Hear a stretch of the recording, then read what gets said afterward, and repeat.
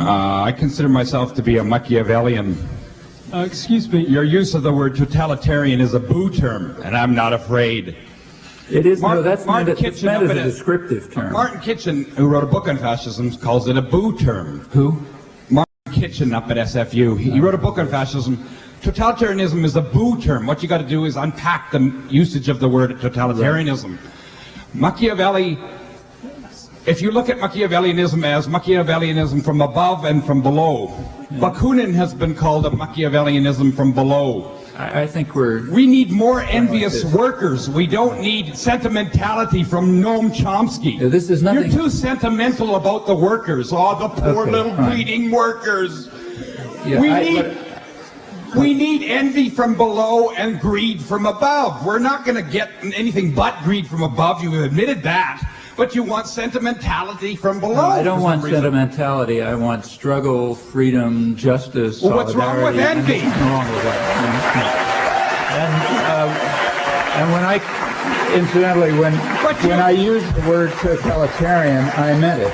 It's true I didn't say much about it, but when I was talking about centralizing the legislative, executive, and judicial functions in a top center, I was actually quoting.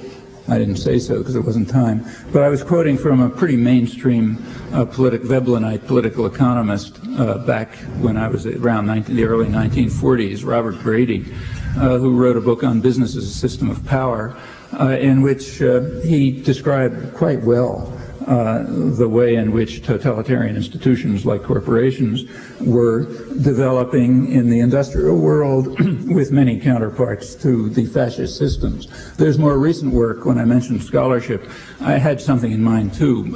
There's a legal historian at Harvard, very good one, Morton Horowitz, who has two big fat books on the transformation of American law.